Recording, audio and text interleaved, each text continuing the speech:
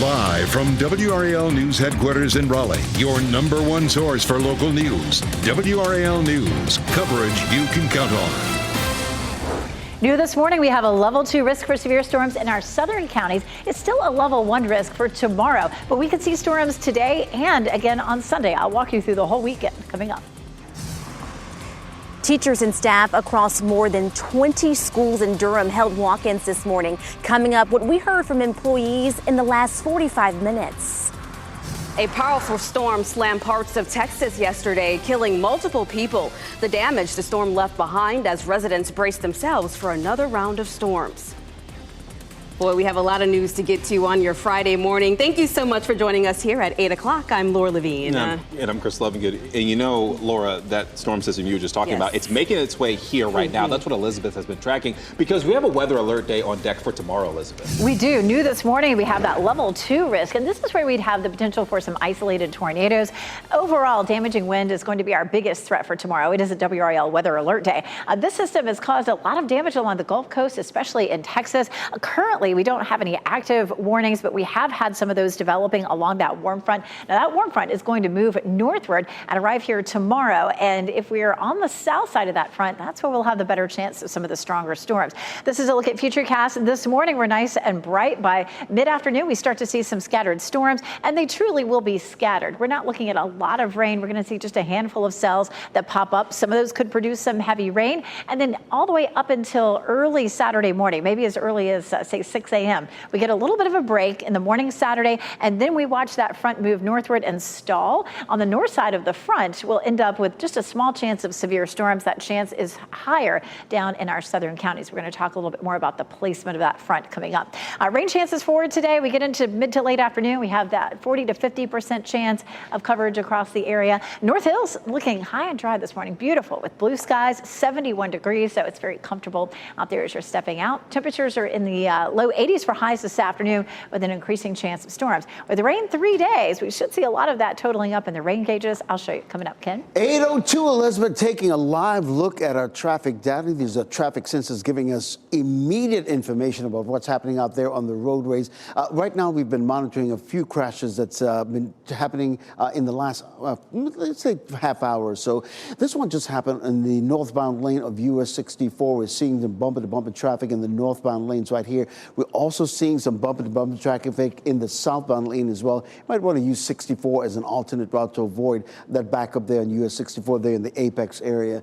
Another crash we're following, this happened in the last 15 minutes or so. This one on New Hope Road, not far from Corporation Parkway. We're not seeing any delays in that area, but just look for some police activity just in case you're navigating that section of our community this morning. And this one just happened as well on Lewisburg Road, not far from I-540. We can see in the immediate crash area, you can see some bumper-to-bumper traffic happening, but not necessarily anything that's going to slow you down. We are picking up a lot of backup happening right now on I-540 in the westbound lane, so keep that in mind as you try to decide exactly where you want to head. Well, this remains a trouble spot this morning. It always is this time of the morning. The south side of the Beltline, the westbound lanes of I-40 are moving away from us. The eastbound lanes are moving slowly as well. A lot of people probably just getting started for the beach weekend early. We'll keep you updated here in the WRAL Traffic Center. Ken, thank you. Breaking news this morning, teachers and staff in Durham held walk-ins at several schools. WRAL's Kelsey Coffey is at Pearsontown Elementary. And Kelsey, teachers walked in together in solidarity about an hour ago. What are they saying? Laura, Pearsontown Elementary is one of at least 23 schools in Durham that held walk-ins this morning. All of these employees are calling on the board to recognize them as a union. So this is a look now at video from just about an hour ago when teachers and staff were walking in before school started. Employees say they need what they're calling a seat at the table for salary negotiations. Today's walk-ins are happening after the board proposed a new budget, but the county says they don't have enough money to give to that budget. The proposed county budget only includes a $13 million increase for DPS. That's about $14 million short of what the district says they need. So we'll be sure to stay on top of all of this and keep you updated. Kelsey Coffey, WRAL News, live in Durham. Do you see this here on your screen? This is that powerful system that is making its way in our direction, and it's responsible for at least 4 people dying in Houston, Texas. The storm packed winds of up to 100 miles an hour. At least 2 of the people who died were killed by falling trees. Houston's mayor is asking people to stay home today. That's because of widespread power outages and debris in the roads. Nearly 1 million homes and businesses are still without power. Emergency officials say this could take days to get cleaned up and running. Thank you, Caniacs. That's the message from the Carolina Hurricanes as their season comes to an end. The New York Rangers are moving on after a 5-3 win over the Canes in Game 6 of their series last night. PNC Arena was rocking when Sebastian Aho scored midway through the second period to put the Canes up 3-1. But the Rangers turned it around and made a comeback in the third period.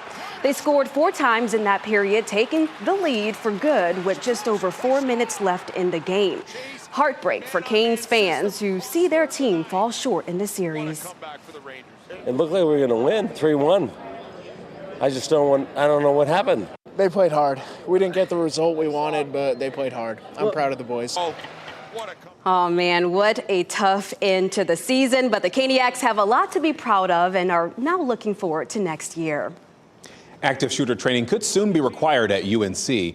This is part of a new emergency action plan after the shooting on campus last August. The new plan also includes upgraded security cameras, as well as more frequent and clear alerts during an emergency. The changes come after the shooting that killed a faculty member on campus. UNC only released a summary of that plan. Officials say they will not release the entire report for safety reasons. Questions about drug activity on Glenwood South after a Raleigh firefighter and his wife are accused of running an elaborate drug trafficking operation in the entertainment district. Nicholas and Amanda Bannister are facing dozens of charges. Agents from NC Alcohol Law Enforcement have not said which clubs they were selling drugs inside. Many bar managers who spoke with WRAL off camera, well, they tell us they are not surprised there is drug activity on Glenwood. A judge warned the Bannisters they could face a sentence of hundreds of years in prison. Nicholas Bannister is now on administrative leave from the Raleigh Fire Department. Today, we will get an update on the efforts to reduce crime in downtown Raleigh. WRAL's Nick Perlin is live near Moore Square. And Nick, we know there's been a big push to make the area safer. Laura, that's right. And today we're going to see if those pushes to make this area safer have actually worked. Now, in the past, we have seen the Raleigh Police Department have special police on a short-term contract with the city to patrol around the Go Raleigh station, and they've also placed 2 armed guards to patrol the area around the bus station across from Moore Square from 4 a.m. to midnight. Like we said, we do expect to get these numbers tonight. As I'm saying, we do know that the city has really prioritized safety in this area. So once we get new information on those numbers, we should get it this afternoon. We'll be sure to update you. Live in Raleigh, Nick Perlin, WRAL News. Former President Donald Trump's hush money trial is nearing its end. Closing arguments are expected early next week. The defense has nearly finished cross-examining Michael Cohen, Trump's former attorney. During Cohen's testimony, the defense tried to undermine his credibility by highlighting inconsistent statements he made. The defense may call rebuttal witnesses, but they say the testimony would not take long. Court is not in session today. Fayetteville Technical Community College will hold its commencement ceremony today. Over 3,000 students will graduate this morning. The school will hold 2 separate ceremonies at the Crown Coliseum. James Sanders III, an FTCC communications instructor, will be the keynote speaker. New body camera video shows the aftermath of a bus crash that killed 8 farmers in Florida. We're going to give you a look at the moments after a drunken driver sideswiped the bus. And the new research on double majoring in college. Why experts say doubling up in school could save you from layoffs just ahead. And the next 3 afternoons, we're looking at scattered thunderstorms. Of course, tomorrow is a WRAL weather alert day. We have a level 1 and 2 risk across our viewing area. I'll walk you through the timeline for the weekend coming up.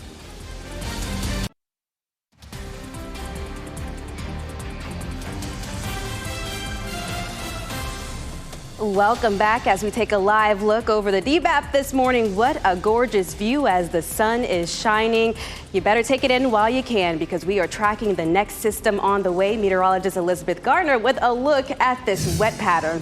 And we're going to start this afternoon with some scattered storms, but our best chance for severe storms would be tomorrow, especially in our southern counties. That's where we have a level 2 risk. That makes it a WRAL weather alert day. Now, this is all going to depend on where a front ends up. And I'm going to show you what some of the potential scenarios look like coming up. Level 1 risk in our northern counties, except right along the Virginia line. Right now, we're looking at mainly clear skies, but we'll see the skies clouding up as we get closer to lunchtime, mid to late afternoon. Some scattered cells pop up. This is not going to be a big line of thunderstorms or a lot of widespread coverage. It's just some scattered storms that pop up. In some places, the rain may be heavy and the winds may be blustery, but it's going to kind of come and go for us. Now, we may end up after midnight through, say, 6 a.m. with some scattered thunderstorms, but by the time we get into the daylight hours on Saturday, it should be cloudy, but mainly dry. Then we're going to watch this front. This is a warm front that lifts northward and stalls. North of this front, we'll have a small chance for severe storms. That chance is better on the south side of that front. So we'll be watching very carefully for where that ends up. At lunchtime, it's starting to lift a little bit northward, and then it sort of stays there near Southern Pines, Fayetteville, and Clinton. And again, south of that front is where we would have a better chance of some of those severe storms. We may have thunderstorms, though, all across the viewing area. And again, like today, those will likely be fairly scattered. We'll talk a little bit more about Sunday coming up. Also, same scenario, just a few scattered thunderstorms. Goldsboro, Apex, Chapel Hill, all looking pretty with sunshine. You can see that dappled sun there in front of our newsroom there in Fayetteville. Looking at an 80% chance of storms tonight, 40% chance this afternoon, 60 Saturday, 60 on Sunday. So we do have that chance. But again, we're not looking at a 100% chance of scattered storms. They're just going to be, here and there through the afternoon and evening. We just have that small chance in our southern counties of some of those being severe for Saturday. 78 Saturday, 70 Sunday. If you're headed out to Artsplosion or one of the many festivals this weekend, the earlier you can go, the better. It looks like storms start to develop in the afternoon, and the later you wait, the more likely you'll run into those. Some significant rain this weekend, anywhere from 1 inch to 1.5 inches, maybe a little more than that in some places. And in our eastern counties, we're still abnormally dry, but through the end of May, we still have a good chance of above normal precipitation. Again, WRAL weather alert day for Saturday. We still have the chance for some storms Sunday afternoon, and then a little bit drier for next weekend. At 8:14, Elizabeth, we want to give our viewers a live look at I-40 and Lake Wheeler Road. This is south side of the Beltline, mainly the westbound lanes of I-40 moving away from us. Even the eastbound lanes, we have a bit of a slowdown this morning. On the north side of the Beltline, also the traffic has picked up. The westbound lanes are coming towards us. There's a live look at I-440 and Glenwood Avenue as well. Just in case the Beltline is part of your morning commute, you know what to expect. Elsewhere, many of the icons you see on our traffic map, they're just on local roads and should not affect your morning commute at all. This is the backup that we showed you just now a little while ago on our live traffic cam. But one trouble spot that we've been seeing all morning in terms of a couple of crashes we've been monitoring, this one here on US 64 in the Apex area. In the immediate traffic spot, crash spot, we're not seeing any major problems, but we are seeing some brake tapping and bumper-to-bumper traffic in both directions there on US 1 in the Apex area. So keep that in mind if you're getting ready to head out this morning. One more crash that just happened on New Hope Road and Corporation Parkway. We're not seeing any major delays in that area. Just all to keep in mind as you're getting ready to head out. It's on. And happening right now in the WRAL Live Center, we're following some breaking news out of Louisville, Kentucky. A pedestrian was struck and killed this morning after they were hit by a PGA championship bus, a shuttle bus. This was the scene earlier in the morning.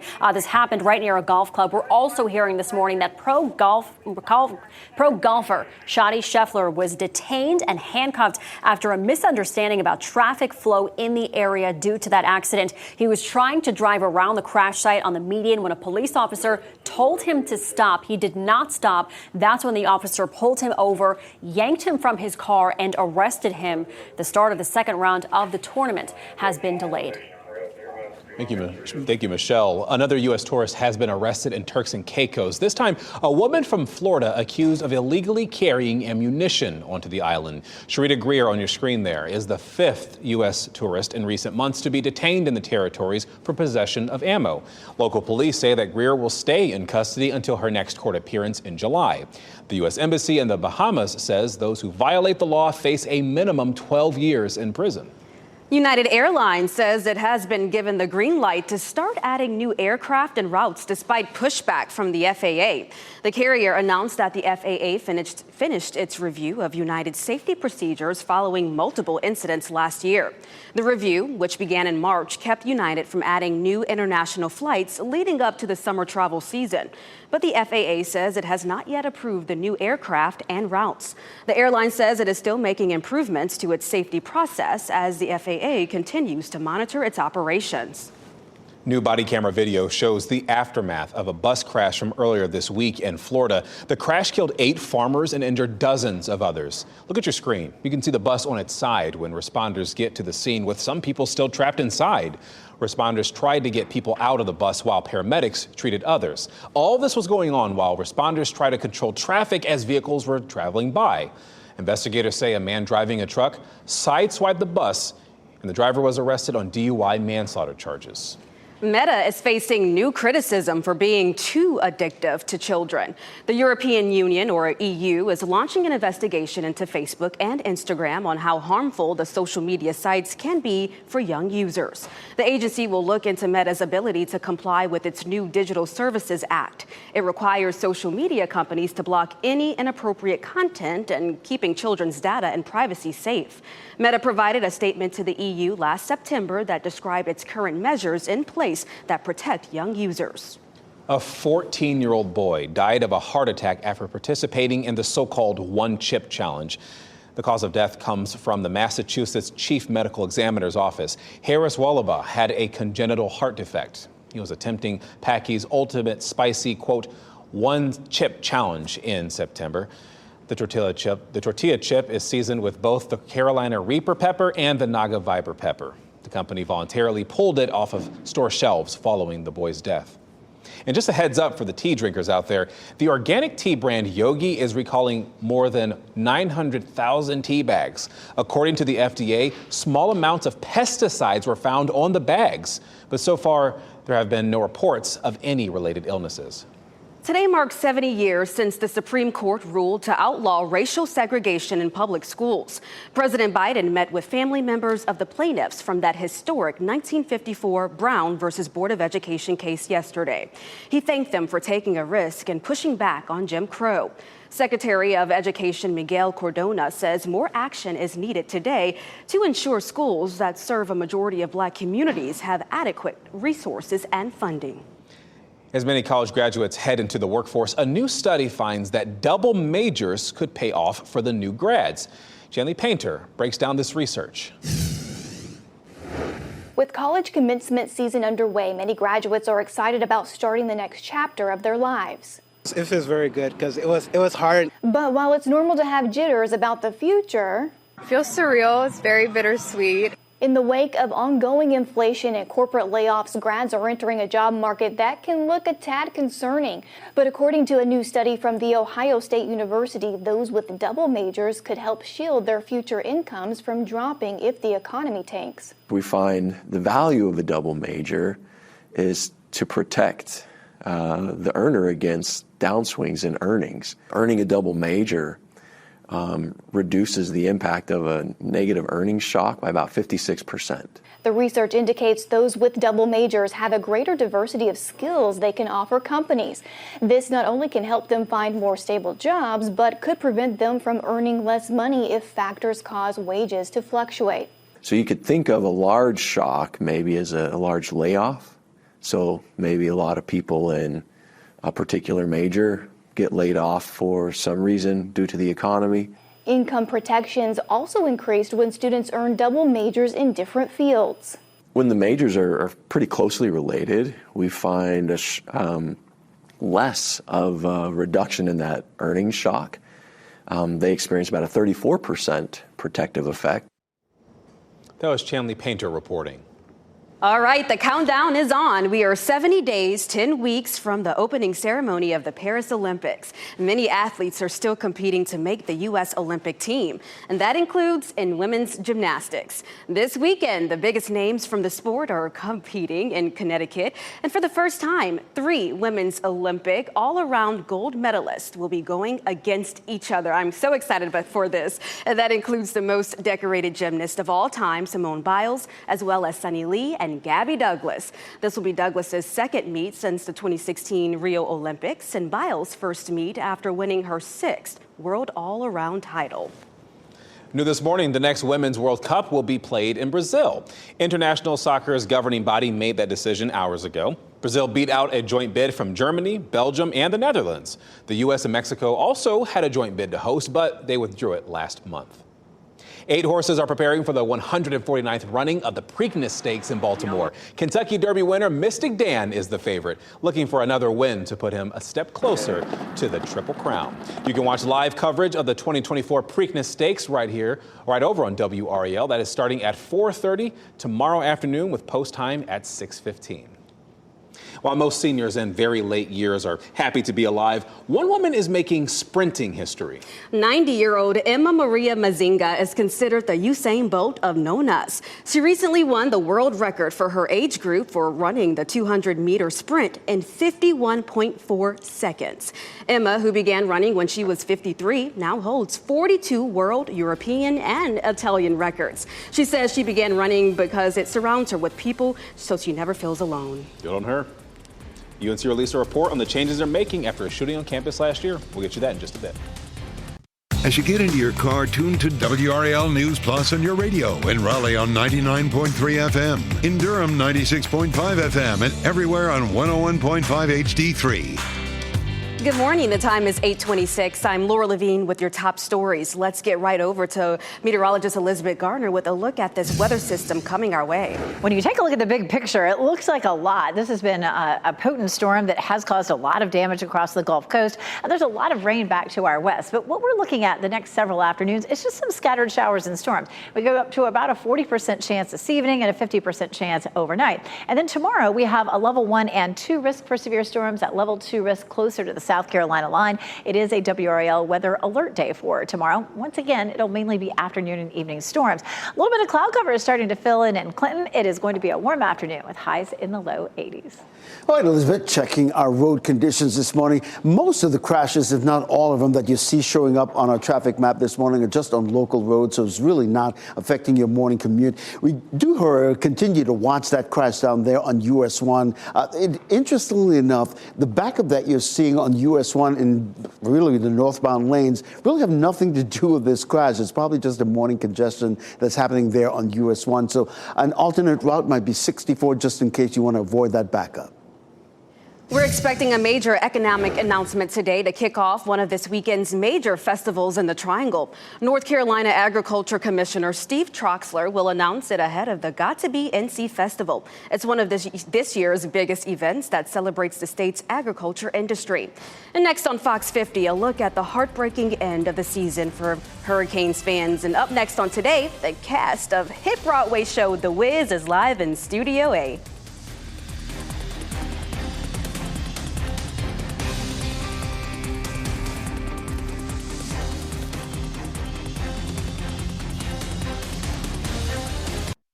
Shot in 4K ultra high definition. Your number one source for local news. WRAL News. Coverage you can count on. New this morning, we have a level 2 risk for severe storms in our southern counties for Saturday. It's a level 1 risk for most of the rest of the viewing area. I'll show you the timeline for storms that could last for much of the weekend. And teachers and staff across more than 20 schools in Durham held walk-ins this morning. Coming up, what we heard from employees in the last hour. Breaking into the season for the Carolina Hurricanes and their fans. They're left looking forward to next year after the Rangers eliminated them last night at PNC Arena. A lot of people not happy about So sad that Oh, fan my right goodness. there. It's okay. There's always next year, buddy. Yeah. Thanks for joining us this morning on WRAL News and Fox 50. I'm Chris Lovingood. And I'm Laura Levine, and we know our hearts also go out to the people in Houston right now dealing with the devastation from that storm. I have a friend who lives there, so I've been texting her, checking on her. The power is out, obviously, for a lot of folks. And that system is making its way here to the Triangle. Meteorologist Elizabeth Garner with us now. Elizabeth, I know you've been keeping an eye on the storms that are going to start coming in around this afternoon. Yeah, looking at this afternoon as well as Saturday and Sunday. And Saturday, with a warm front lifting northward, looks like it could bring us the best chance of severe storms. Mainly in our southern counties, that level 2 risk is where we could see an isolated tornado. Elsewhere, damaging wind would likely be the biggest threat. Let's take a look at where that system is now. This is the system that came across Houston and last night just flew across the coastline there along the Gulf Coast of Mexico. Yes. All right. So lifting northward, we have this warm front, and that's going to arrive here tomorrow, and that's going to put us in that chance for some scattered storms that could be strong to severe. There's a lot of rain with this system, but it's not all going to move into our area at once. By lunchtime, we begin to see a few isolated showers and thunderstorms. Notice there's not a lot of coverage with this, but we will see a storm or two that could produce some strong gusty winds or some heavy rain. Now, from midnight until around 6 a.m., we have the potential for some scattered storms, especially in our southern counties. A lot of folks are going to be watching for that chance to get out to some of the festivals that we see over the weekend. We're going to notice that down south we have the stationary front, and where we are on either side of that front is going to determine who has the best chance of severe storms. And we're going to talk a little bit more about that coming up in just a little while. In the meantime, our chances today, 40 to 50% late this afternoon and tonight. It's a nice start out there. Lots of sunshine right now in Raleigh at North Hill, 71 right now, and we'll see highs in the low 80s this afternoon. We'll take a closer look at our timeline for storms on Sunday coming up. Ken? 8:32, Elizabeth, all new into the WRAL Traffic Center. We got a couple of trouble spots building on US 1 there in Apex. This is what we're talking about here. This crash we've been following for the longest while there on US 64 near the entrance ramp, causing quite a bit of backup this morning, particularly in those southbound lanes as well.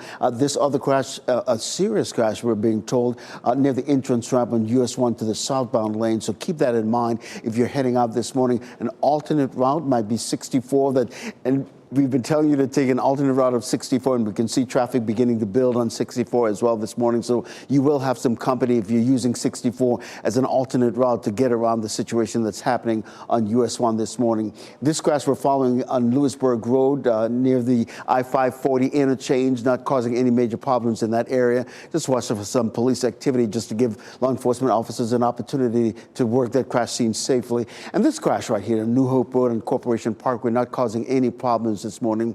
We've been talking a lot about all the festivals that we've been having. Make sure that you keep in mind that around Trinity Road and Hillsborough Road, there'll be a lot of traffic this weekend, so keep that in mind. Ahead. Thank you, Ken. New this morning, teachers and staff in Durham held walk-ins at dozens of schools this morning. WRAL's Kelsey Coffey is at Pearsontown Elementary. Kelsey, we now know why they held these walk-ins. Chris, we do, and Pearsontown Elementary is one of at least 23 schools in Durham where the Durham Association of Educators held walk-ins this morning. They're calling for the board to recognize them as a union. This is a look now at video from when teachers and staff were doing the walk-in before school started this morning at Pearsontown Elementary. Employees say they need what they're calling a seat at the table for salary negotiations. Today's walk-ins are happening after the board proposed a new budget, but the county says they don't have enough money to give to that budget. The proposed county budget only includes a $13 million increase for DPS. That's about $14 million short of what the district says they need. We spoke with teachers who were in the walk-in this morning before they headed to their classrooms. And we deserve a seat at the table so that we can be involved in every aspect of our working conditions. We need to work extremely hard to improve our working conditions because in turn we know that that will improve our students' learning conditions. And we'll be sure to stay on top of the district's response to all of this and keep you updated. Kelsey Coffey, WRAL News, live in Durham. And happening right now in the WRAL Live Center, as we've been mentioning all morning long, that huge storm system that hit Houston. And also we're learning this morning parts of Louisiana as well. I want you to take a look at some of these live shots up. This one on the left is from Jefferson Parish, Louisiana. You can see a lot of trees down there, telephone poles down. A lot of people are without power there. And then this shot in Houston, you can see just how many windows are blown out of this high-rise building. At least 4 people have died from this storm. The storm packed winds of up to 100 miles per hour. It blew out windows in high-rise buildings in Houston, which is what you're seeing here. One building even partially collapsed there. Nearly 1 million homes and businesses are without power because of that storm. Thank you, Michelle. Caniacs are left to look forward to next season after a heartbreaking loss to end the season. There was a lot to cheer about in last night's game, though. Against the Rangers at PNC Arena, it was rocking when Sebastian Aho scored midway through the second period to put the Canes up 3-1. But the Rangers turned it around and made a comeback in the third period. They scored 4 times in the period, taking the lead for good with just more than 4 minutes left in the game. A tough end to the night for the Canes fans who, well, they saw their team fall short. But yeah, I love these guys. It's been fun grinding with this group, and coming up short right now it hurts a lot knowing there's probably going to be a few changes. You can hear the hurt in his voice. In 10 minutes, WRAL's Pat Welter and Casey Hintz will break down what went wrong in Game 6. Questions about drug activity on Glenwood South after a Raleigh firefighter and his wife are accused of running an elaborate drug trafficking operation in the entertainment district. Nicholas and Amanda Bannister are facing dozens of charges. Agents from NC Alcohol Law Enforcement have not said which clubs they were selling drugs inside. Many bar managers who spoke with WRAL off camera said they are not surprised there is drug activity on Glenwood. A judge warned the Bannisters they could face a sentence of hundreds of years in prison. Nicholas Bannister is now on administrative leave from the Raleigh Fire Department. Meanwhile, today we will get an update on the efforts to reduce crime in downtown Raleigh. WRAL's Nick Perlin explains the big effort to make the area safer. Raleigh Police has prioritized making this area of Moore Square safer. Today we're going to get an update on just how well they're doing. Today we expect the Raleigh Police Department to release new numbers on crime in Moore Square. The city has been working to reduce crime in this area, and right now, Capitol Special Police has a short-term contract with the city to patrol around the Go Raleigh station. Right now, 2 armed guards patrol the area around the bus station across from Moore Square from 4 a.m. to midnight.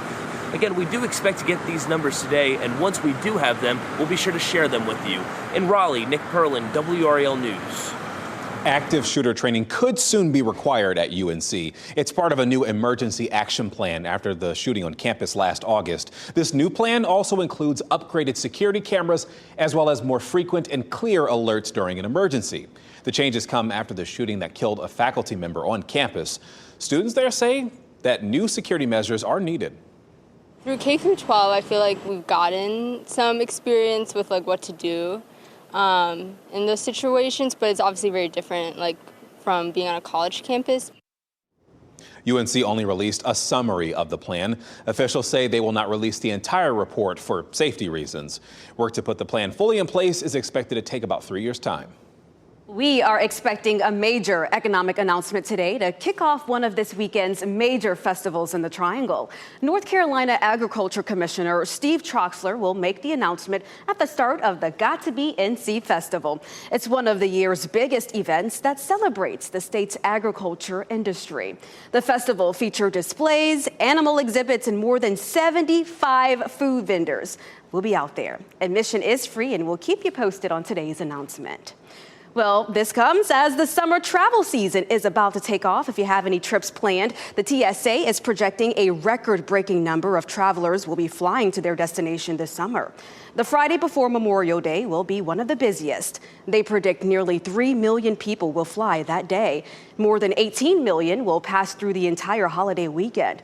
The TSA is ramping up technology at security checkpoints to keep travelers safe. During the busy travel season, authorities also want to make sure that you buckle up before you hit the road. The North Carolina Governor's Highway Safety Program will launch the 2024 Memorial Day Click It or Ticket campaign this morning. It's a reminder of the requirement for all people driving or riding in a vehicle to buckle up every time. From Monday until June 2nd, law enforcement will have seatbelt checkpoints all across the state. Speakers today will launch the campaign at an event at the Soldier Support Center building on Fort Liberty at 10 a.m. And happening right now in the WRAL Live Center following some breaking news out of Raleigh. We're hearing that crews are on scene for a potential water rescue. This is a live look from Sky 5 right now. We have limited information right now, but you can see this boat on the water.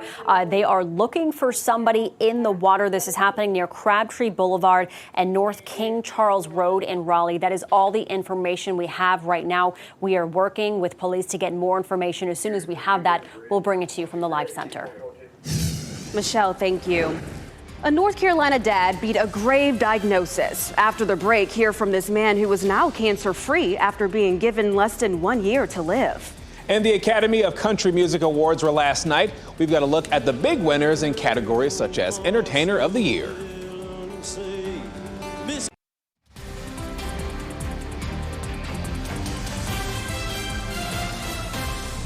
Well, this is pretty as we look live at Beaufort right now. We got the marina over there. Some people hitting the water with beautiful blue skies.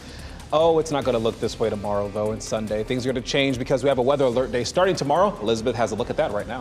We do. Afternoon and evening thunderstorms in our forecast for this afternoon as well as tomorrow and Sunday. So it's going to be all weekend starting today. But the weather alert day is for tomorrow. We're going to see a front move through, and along that front, we may have a better chance of some severe storms. So it's a level 1 and 2 risk. Again, afternoon and evening, damaging winds would be the biggest threat, but an isolated tornado could happen in our southern counties. We're talking about the southern half of Wayne County. Most of Sampson County, Cumberland County, parts of Hoke County are in that level 2 risk. And elsewhere, it's a level 1 risk where damaging wind would more likely be the thing that we would see. Now, it's all going to depend on where our front ends up. If that front ends up a little farther south, then we'd be looking at more of just some isolated wind damage without that tornado threat. Here's that front right now. And boy, this system has really moved eastward very quickly and continues to produce some strong thunderstorms in the deep south. That warm front will lift northward and help to bring us that chance of severe storms tomorrow. But there's plenty of rain out there already. Back to the west, not here yet, but some of that will start to push in later this afternoon. So we're starting off with some sunshine this morning. By lunchtime, we start to see some cloud cover and a few light showers. After that, it'll just be on and off. It's not going to rain all afternoon, but we'll have some cells move through, some of which could produce some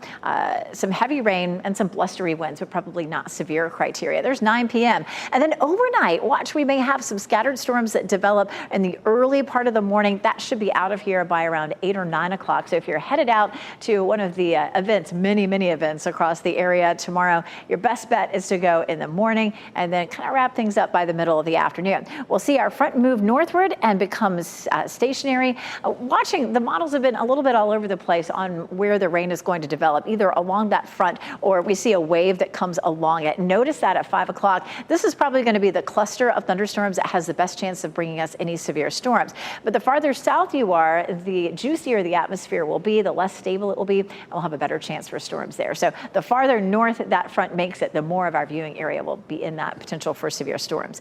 Today, 82 in Raleigh, 81 in Durham, and 85 in Fayetteville. We're sitting at tolerable, almost steamy out there, and we're going to see that humidity climbing for the weekend, dropping a little bit early next week. How about temperatures? We're looking at 70s this weekend, 78 Saturday, 70 degrees on Sunday, and then a slow warm up into next week as we start to dry out.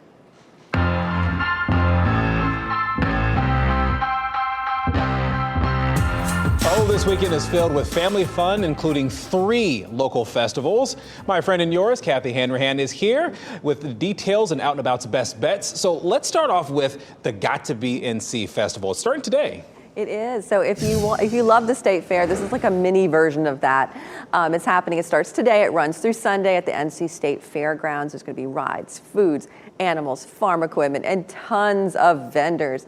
Admission is free. Gates open at noon today and at 9 a.m. on Saturday and Sunday. And then tomorrow there is the festival celebrating African and African American history and art in Durham. This is so great, too. This is the 54th annual Bimbe Cultural Arts Festival. It's happening 1 to 7 p.m. at Rock Quarry Park. This year's headliner is Monica, and WRAL is a proud community sponsor. Admission is free. And then we can't forget that in downtown Raleigh, an arts festival is happening all weekend. Talk about Artsplosion. I love Artsplosion. Okay, on Saturday and Sunday, Downtown Raleigh, Artsplosion, it's amazing. Okay, WRAL is a proud sponsor of this event as well. It includes a giant art market with more than 170 artists from around the country. There's going to be a kids zone, so much stuff happening, and admission is free. And I'll be there at Artsplosion from 12 to 3, representing WRAL. Should be a fun time. And there are even more events coming up this weekend. You can see a full list by going to WRAL.com and searching the keywords out and about. Well, some Canes fans are waking up a bit disappointed this morning after a heartbreaking end to the Carolina Hurricane season. The New York Rangers are moving on after a 5-3 win over the Canes in Game 6 of their series last night. WRAL's Pat Welter and Casey Hintz join us from PNC Arena to tell us what went wrong for the Canes. Hey, good morning, everyone. Casey Hintz standing alongside Pat Welter. The Carolina Hurricane season comes to an end last night after a 5-3 loss to the New York Rangers. Pat. Everything going right for the Canes through 2 periods, and that was the key. Sebastian Aho puts them up 3-1 after 2, but then in the third, Chris Kreider comes through with a hat trick for the Rangers. Him and the special teams are the difference. Rangers eliminate Carolina 5-3. We are, it's a special group in there, and this is gonna, puts a tough way to end a really good year.